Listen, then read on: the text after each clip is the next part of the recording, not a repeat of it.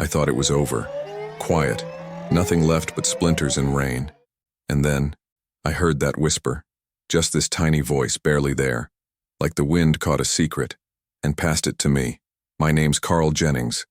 I'm 68 years old. Born and raised in Asheville, North Carolina. Been here all my life, really. Left for a couple years in my 20s. Chased some things I thought mattered. But the mountains, they got a way of pulling you back. I was a paramedic for over 30 years. Henderson County EMS. Started back in '79 when we were still running rigs that looked like old bread trucks. No GPS, no fancy tablets. Just a radio, a good partner, and your gut. Been retired 10 years now. My knees gave out before my heart did. Truth be told, I didn't want to stop. But you start missing steps, even small ones. That can cost somebody their life. So I stepped down before it came to that. Now I spend my days quieter. Got a little patch of land outside Asheville. 2 mutts that follow me like shadows, and a garage I keep pretending I'll turn into a woodworking shop. Mostly I just sit on the porch, sip black coffee, and try not to think too much about the past. But it sneaks in. Smells, sounds, certain shadows in the yard. They bring it all back. People think being a paramedic's all about sirens and rushing into chaos. And yeah, there's that. But most days, it's slower. It's waiting, watching, listening. You learn to read silence like a language. You can tell when someone's hiding their pain or when a house has grief in the walls. And sometimes that silence, it screams. I was 23 when I first rode in the back of an ambulance. Didn't know how to place an IV right.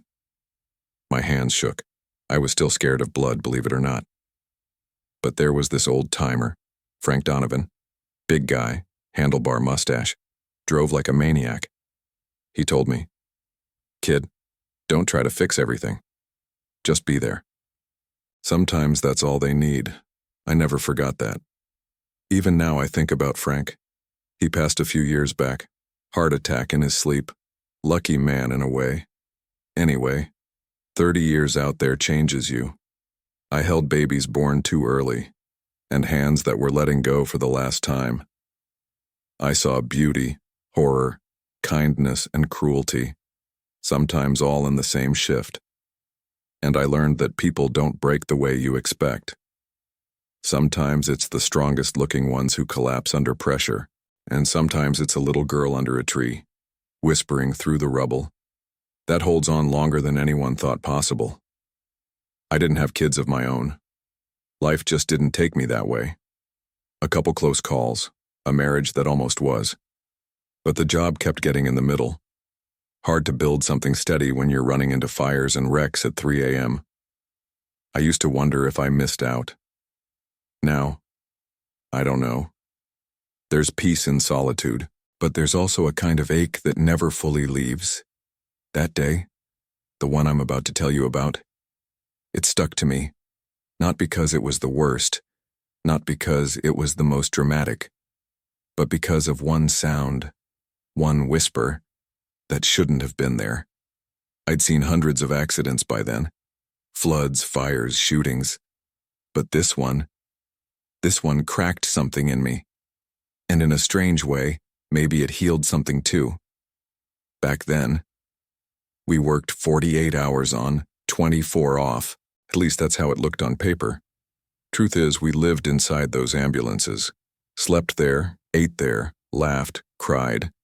Hell, I even celebrated a birthday once in the back of Unit 3 with a half-melted cupcake someone's kid had dropped off. This was late 90s. I was already about 20 years into the job. Knew every back road from Asheville to Hendersonville like the veins on my hand. We didn't have all the tech they got now. No tablets with vitals, no automatic lift stretchers. We were the gear. We were the algorithm. There was this rhythm to it. Mornings you check the rig, oil, tires, oxygen tanks, cardiac monitor, make sure everything's topped off. Me and my partner, Ricky Dale, he was 10 years younger but sharp. Ex-military, fast hands, big heart. He used to call the defibrillator our grumpy old friend.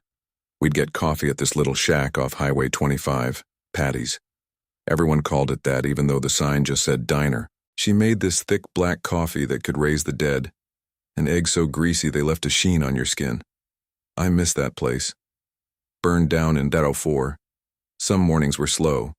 Just transfers, maybe a diabetic call, a twisted ankle at the high school track. Those were good days. You could breathe. Other days, it was like hell tore open and poured into town. Storms made it worse, especially in Henderson County. So many trees. So many old homes with faulty wiring. We used to say, if the wind hums before noon, you'll be running by nightfall. And it was true. You could feel it. The way the air changed, the way the light went gray. On those days, I'd check my boots twice, sharpen the trauma shears, and I'd keep my bag a little closer to my chest. There's this sound I'll never forget, the crack of wet wood splitting under pressure. You hear it when trees go down, sometimes slow and deep like a groan. Other times it's like a rifle shot, and you don't know what it hit until you see the wreckage. We used to get calls out in the rural edges, places where the mailbox is a mile from the front door, where folks live quiet, stubborn lives. A lot of trailers, a lot of old cabins, and not a lot of help nearby. You'd be the first face they'd seen in days. Sometimes we got there in time. Sometimes we were just there to zip the bag.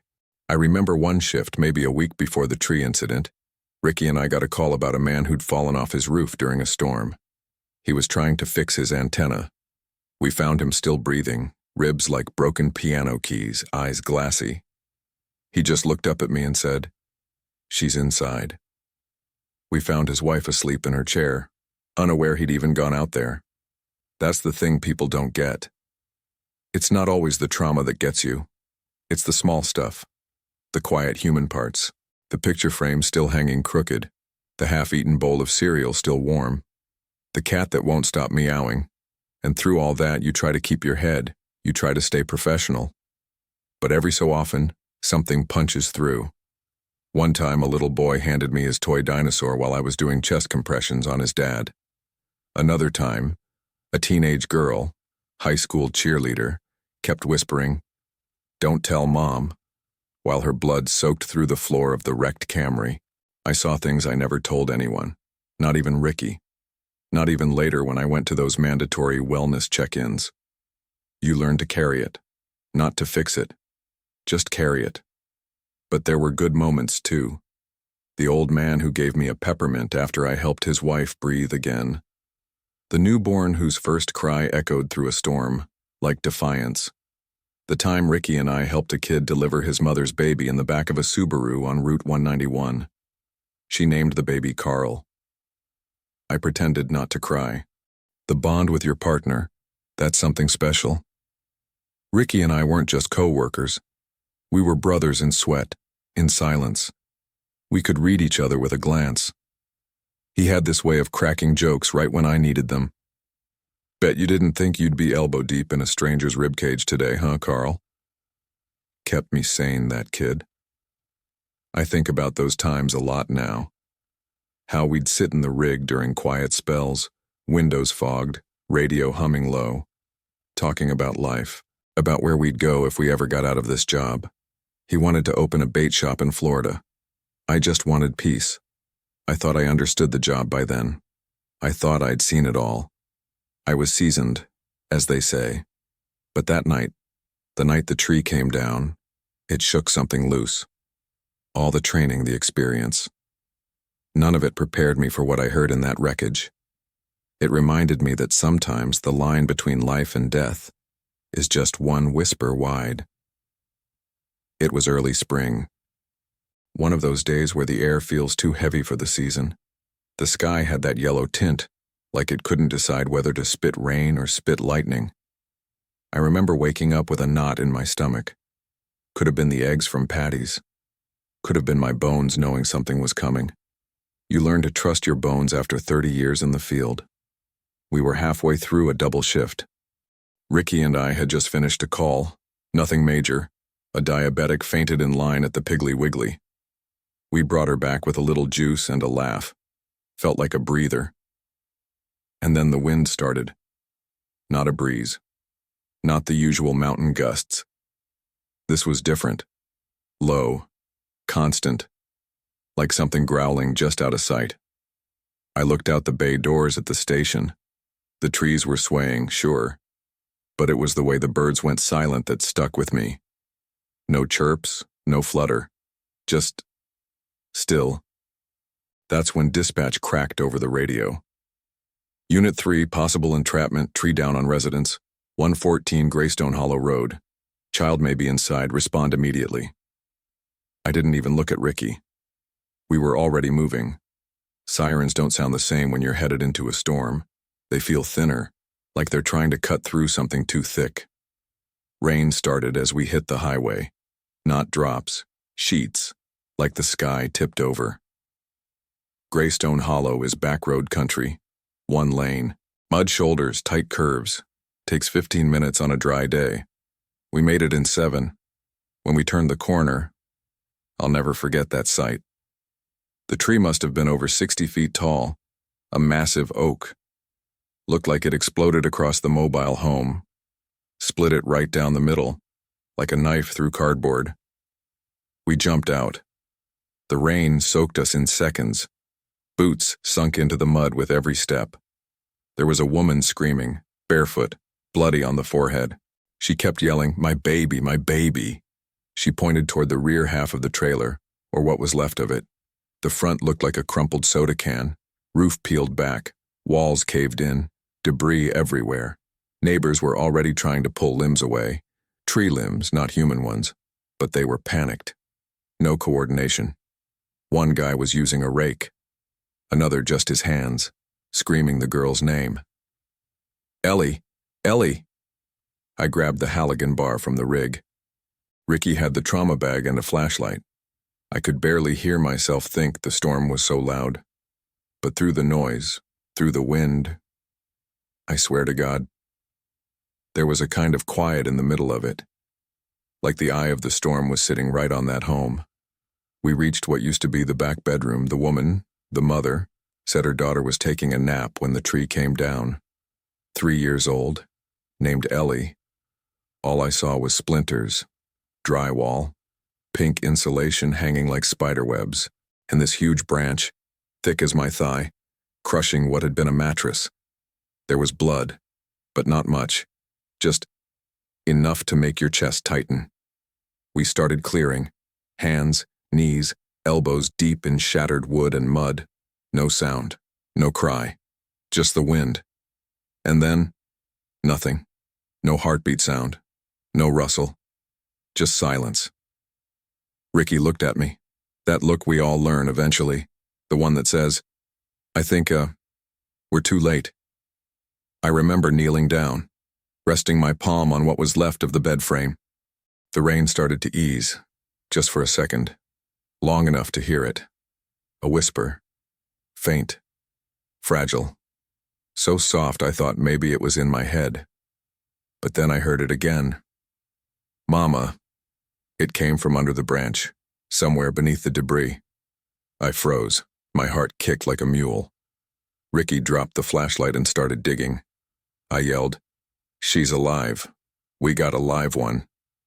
The neighbors fell silent. All you could hear was Ricky cussing softly, and me yanking boards with both hands.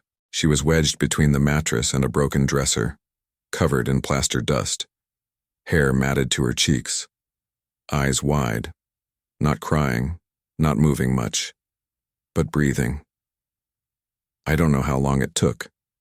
Time stops in moments like that. Could have been minutes, could have been hours. We pulled her free, tiny, muddy, and alive. She looked at me, right in my face, and whispered again, "Mama." That was all. But it was everything. Ricky wrapped her in a blanket from the rig. We kept her stable, oxygen flowing. The mom collapsed when she saw her, sobbing into my shoulder. I don't remember what I said. Probably nothing.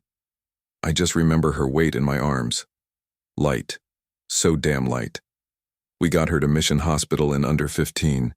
Pediatric trauma team took over. Last thing I saw before the doors closed was her little hand reaching up, grabbing Ricky's finger like a rope.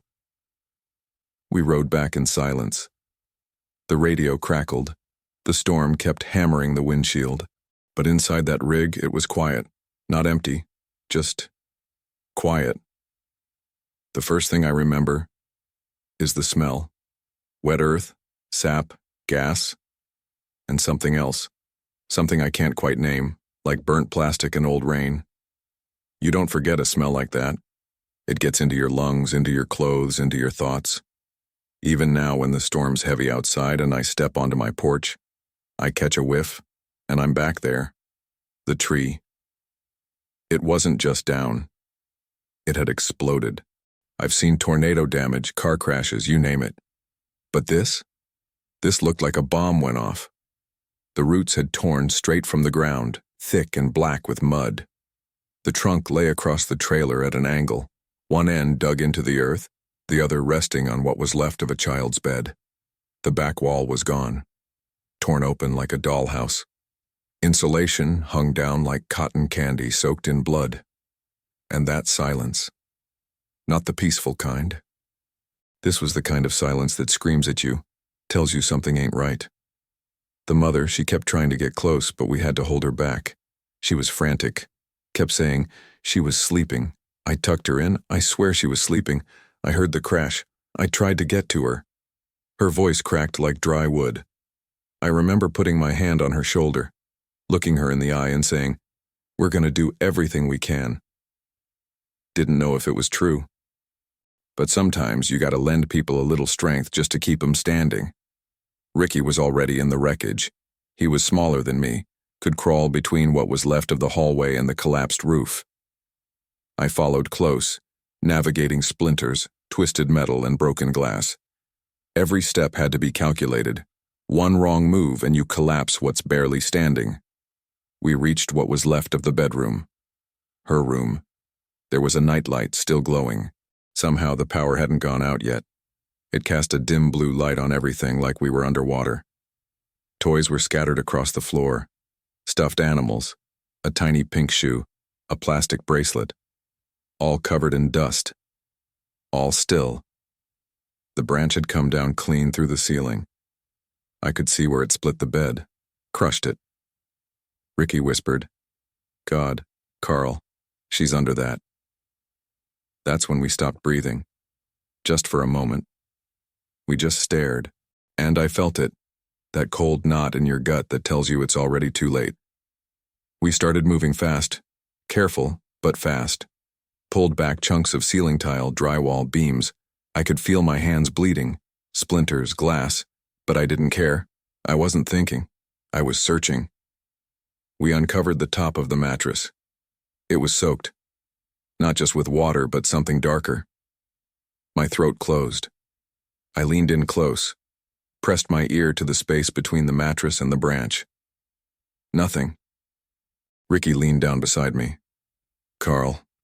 He didn't have to say it. I heard it in his voice, and then that whisper. Barely there. A breath.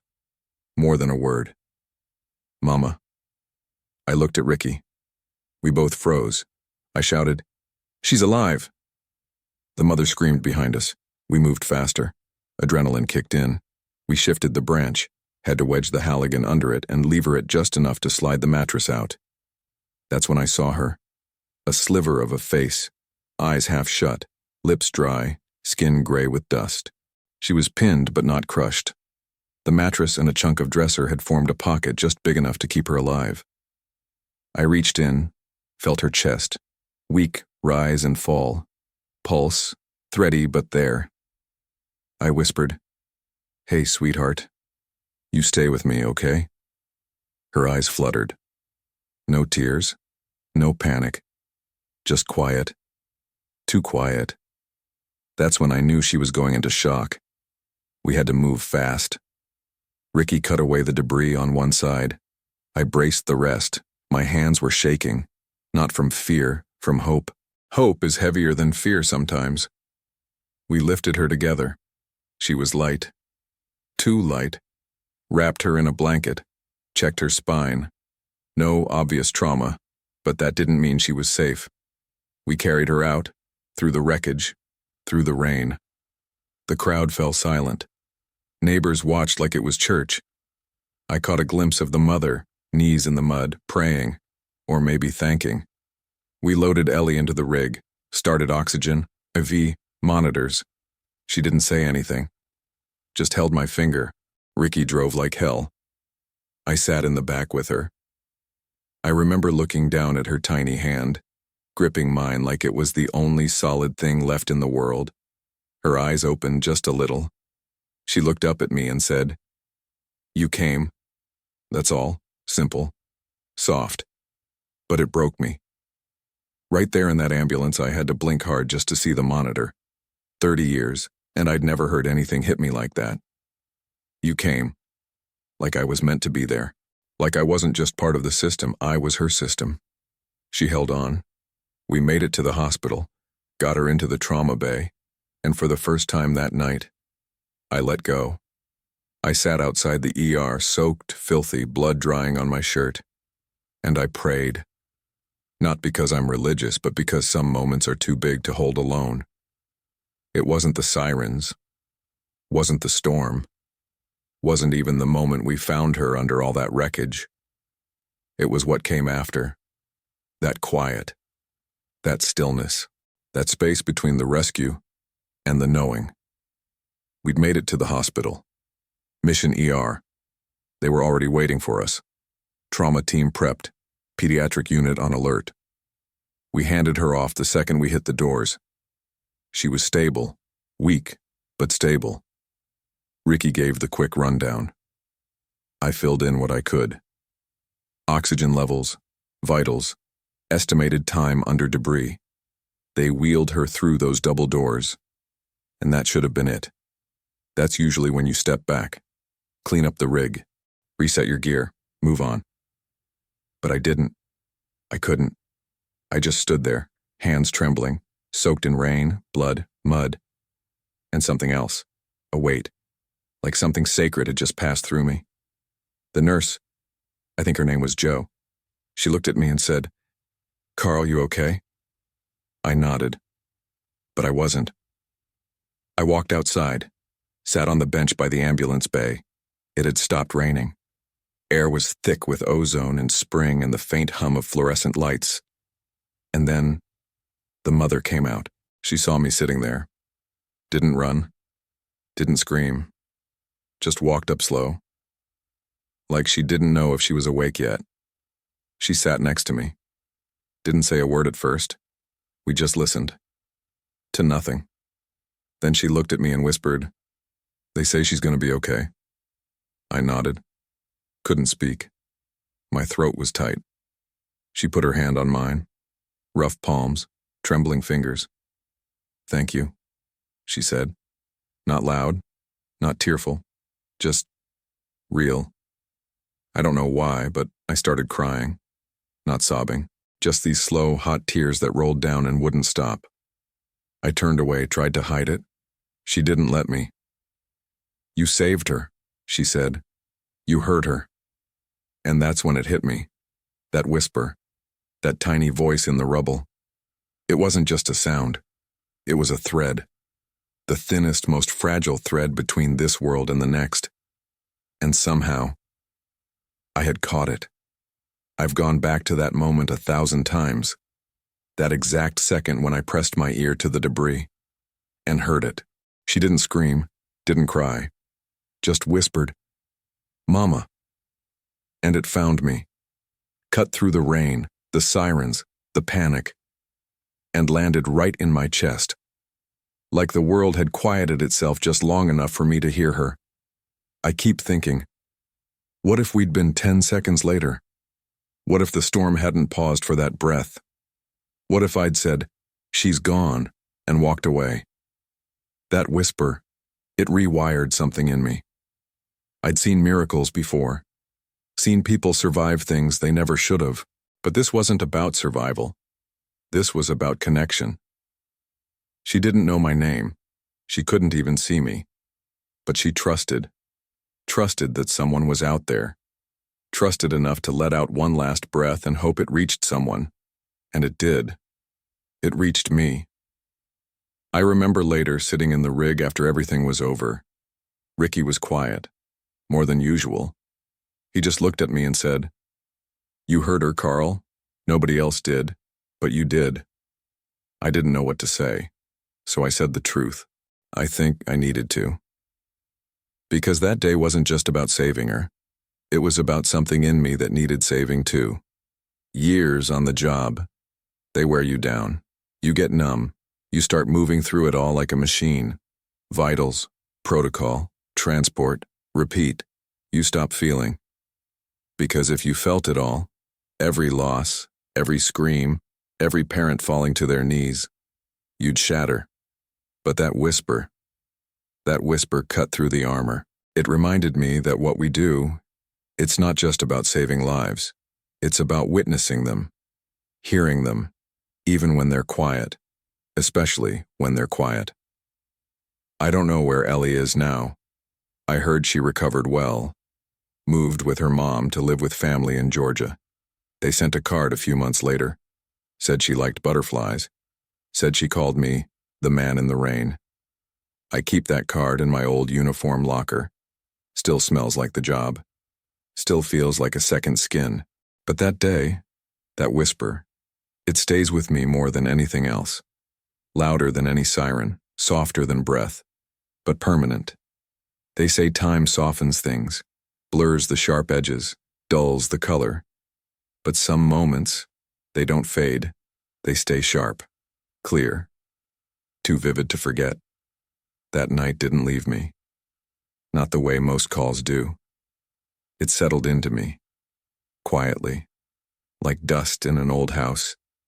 It didn't scream or haunt or knock me off my feet. It just stayed, always there, in the background, in the bones. After we got back to the station, Ricky and I sat in the rig a long time.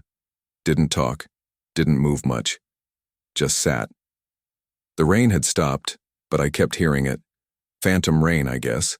Like my ears still couldn't let go of the sound. I kept thinking about how close we were to missing it. How close that little voice came to going unheard. To being swallowed up by all the noise, the wind, the shouting, the chaos.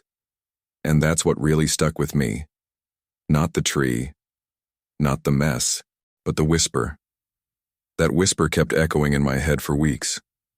Some nights I'd wake up in my chair, sweat down my neck, that tiny voice still ringing. Mama. So faint, but so full. So alive. I tried to tell myself I was fine, that we'd done our job, that she was safe now. But something in me had shifted. I'd been doing the job too long, seen too much. You build these little walls in your soul, not out of stone, but habits. Jokes, routines, quiet rides. They protect you. But that whisper, it slipped right through the cracks.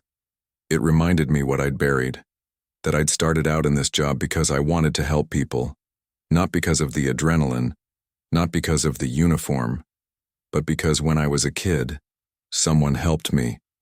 Someone stopped for me. My old man was a drinker. My mom worked doubles. One night when I was 7, I fell off my bike and cracked my head open on the curb. The guy who patched me up wasn't a doctor. He was a paramedic. He had kind eyes. He said, "You're gonna be okay, buddy, I got you." That stuck. And now, all these years later, I'd become that voice. I got you. But what nobody tells you is, sometimes when the job's over, you still carry it. Not just the blood, the weight, the responsibility, the faces, the moments when you weren't enough. After Ellie, I found myself remembering other kids, the ones we didn't save, the ones whose names I never knew, the ones whose parents looked at me with that same hope in their eyes, and I had nothing to give them. I started going through old run sheets, looking up addresses, reading names I hadn't said out loud in years. I don't know why. Maybe I was looking for closure. Maybe I was punishing myself. Maybe I just needed to remember that we do save some. Ellie was one of them. But it didn't feel like a victory. It felt sacred. Like I'd stepped into something bigger than me. Like the universe opened a crack just wide enough for her voice to reach me. And I happened to be listening. It scared me too. How close I came to missing it. How often we don't hear what's really there. I started hearing differently after that. At home, I'd pause when the house creaked.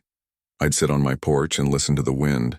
I'd hear kids laughing down the street and stop whatever I was doing, just to take it in, because that whisper, it taught me that life doesn't always scream for help. Sometimes it just hopes someone's paying attention. I think about that when I see little girls in pink jackets, when I pass trailers on old country roads, when I hear a mother calling for her child in the grocery store. Sometimes I see her face, not clearly, more like a memory behind a memory. Big eyes, dusty cheeks, that look of quiet strength. They say kids don't remember things that young. But I wonder if Ellie remembers the rain, the weight of the wood above her, the sound of boots coming closer. I wonder if she remembers the moment I whispered back, "Hold on, sweetheart. I hear you." I never got to say goodbye, never got to see her wake up in that hospital bed. But I like to think that maybe she felt safe, that maybe my voice was enough just for that moment. After that night, I changed a little. Slower to speak, quicker to listen, more patient with silence. I'd always thought strength meant rushing in, doing, fixing. But Ellie taught me that sometimes the strongest thing you can do is listen, not just with your ears, with your whole being. It's been years now, but every time a storm rolls through these mountains, I sit by the window and I listen, just in case. Because you never know when someone somewhere is whispering and hoping to be heard. It's funny. You think time will put distance between you and the job, between you and all the moments that carved their way into your soul. But it doesn't. Not really. They come back when you least expect. In the quiet. In the middle of folding laundry. In the middle of brushing your teeth. A smell, a sound, a flicker of light through a curtain. And suddenly you're back. Back in the mud. Back in the wreckage. Back holding the weight of a child who shouldn't be alive, but is, because of a whisper. I think a lot about that whisper. More than I probably should. It wasn't just a sound. It was a thread between her life and death, between her fear and hope, between everything ending and something beginning again. And it reached me, not because I was better, not because I was some hero, but because, at that exact moment, I was listening, truly listening. And I think maybe that's what this job really is. Not about how fast you run, not how well you bandage, or how many compressions you've done. It's about whether or not you can stay present. Still, in the middle of chaos, long enough to hear what's not being said. People think the hardest part of being a paramedic is the blood, the death, the trauma. It's not. It's the silence. The kind that comes after a failed rescue. The kind that lingers in your ears when you drive back without sirens. The kind that fills a home after you've zipped a body bag and the family hasn't started crying yet. That silence is heavy. You carry it like bricks in your chest. But every now and then, that silence breaks, and something small, fragile, reaches through. A whisper, a look, a hand that won't let go. And those moments, they stay. Ellie's whisper. It did something to me. It reminded me that even after 30 years of loss, there's still something worth holding on to. Not because the job gets easier. God knows it doesn't. But because every now and then, life lets you save something that matters. And it changes you just as much. I've tried to talk about it, to friends, to old partners, even to a counselor once, but it's hard. Not because I'm ashamed, not because it hurts, but because there are no words big enough. How do you explain that feeling? That moment when the world stops spinning? Because you heard a voice no one else heard? Because you chose to listen when everything said, "It's too late"? That's not heroism. That's not training. That's something else. Something quieter, older. Like your soul reaching out and saying, "I see you." Even when the world has already looked away. Sometimes I still ask myself why I was there that night. Why it was me. Why the timing lined up so perfectly. The storm, the delay, the way the tree fell just wrong enough to leave a pocket of air. And I don't have answers. But I have that whisper. And I have the look on her mother's face when she saw us carry Ellie out of that wreck. And I have the memory of sitting in that rig, my hand wrapped in hers, feeling more alive than I had in years. You spend decades trying not to feel too much. Because if you do, you'll break. But then something comes along that requires you to feel, to open yourself, to be vulnerable. And that's what she gave me. Not just the chance to save her, but the chance to be human again. To remember why I ever put on the uniform in the first place. To remember what it felt like to be needed not just as a medic, but as a man. I think about all the noise in the world now, all the yelling, the scrolling, the rushing, and I wonder, how many whispers are getting drowned out? How many people are calling for help, softly, quietly, and nobody hears them? That's the part that gets me, not just in emergencies, but in life. We're all just trying to be heard, to be seen, to be held long enough to feel like we matter. And sometimes it takes going through something unthinkable to finally hear the most important things. Not the shouts, not the sirens, the whispers, the ones that say, I'm still here. I'm afraid. I need you. Don't leave. And if we listen, really listen, we might just save each other, not with bandages, not with stretchers, but with presence, with quiet, with love. I guess if you've stuck with me this far, maybe there's a reason. Maybe you've carried something too. Maybe you've heard a whisper that never left you. Or maybe you're still waiting to be heard. If there's one thing this old job taught me, one truth that never stopped being true no matter how many years I wore the patch, it's this. People don't cry out the way you think they will. Pain doesn't always show up screaming. It doesn't always bleed or break or bruise. Sometimes it just whispers from underneath the wreckage, from behind a smile, from the silence between I'm fine and I don't know how to ask for help. And most of us, we miss it. We're too busy, too tired, too stuck in our own noise. I missed plenty, more than I care to admit. Calls where I could have leaned in more. Moments I brushed off because I didn't want to feel too much.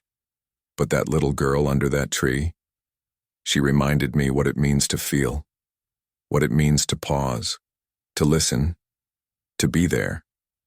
Not just as a medic, not just as a man in uniform, but as a human being. You don't need training for that. You don't need gear. You don't need to know how to intubate or run a trauma code. You just need to show up and be willing to stay still long enough to hear what's really being said. That's all she needed. Not a hero, not a savior, just someone who heard her. So if you're watching this, wherever you are, whoever you are, maybe the thing I want to leave you with is this. Listen. Listen to your kids when they talk about nonsense. Listen to your partner when they say they're tired, even if they don't explain why. Listen to the friend who's pulling away. To the parent who's getting quiet. Listen to the things they don't say. The pauses. The changes in their eyes. The way their voice goes flat when they talk about something that used to bring them joy. Listen with your heart, with your full attention, with the part of you that still remembers what it feels like to be invisible, because someone out there right now is whispering, and they don't need a miracle. They don't need you to fix everything. They just need to know they're not alone, that someone hears them, that someone cares. You'd be surprised how far that goes, how many lives have been saved not by skill, but by simple human presence. I'm not a hero. I never wanted that word. It doesn't feel right. Too big. Too clean. What I did, what we do, it's messy. It's human. It's full of doubt and sweat and second guesses, and sometimes it's just holding on to hope when you have no reason to. That night, I didn't know if she was alive. I didn't know if anything I did would matter. But I chose to listen anyway. And I'm asking you now, choose to listen. To yourself, too. to the whispers inside your own chest, the ones that say, I'm tired. I miss them. I don't feel okay. I need help. You matter too. I've spent my life responding to other people's worst days, and if I've learned anything from it, it's that no one makes it alone. We're not meant to. We're meant to lean, to carry, to listen. So maybe, after you finish watching this, you make a call. Check on someone, tell your story, or just sit with someone in the quiet. That's how we heal. That's how we honor the ones we saved, and the ones we couldn't. If you've got a story, something that stayed with you, I hope you share it, down in the comments or with someone close. Don't keep it buried, because someone out there needs to hear it, just like someone needed to hear that little voice under the tree. And maybe, just maybe, they'll find strength in your story, same way I found strength in hers. Thanks for listening. Really, means more than you know.